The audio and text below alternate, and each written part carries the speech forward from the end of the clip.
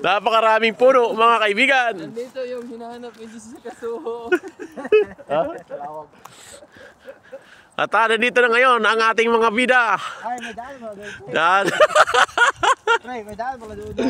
Ating mga bida dito sa Twilight ngayon dito sa Villas Lithuania. Dito lang sila lumalawas sa mga puno daw. Yung puno. Ay, dito lang tayo. Diretso lang tayo. Tayo mga puno mga kaibigan, no.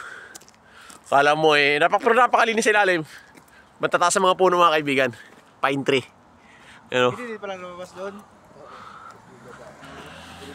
Ang puro puno halos eh.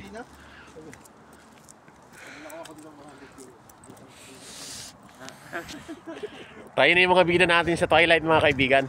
Yeah, sila yung gaganap ngayon na bago. Ang ating mga kawawayan dito sa Villas Lithuania. Dahil mga puno mga kaibigan, no?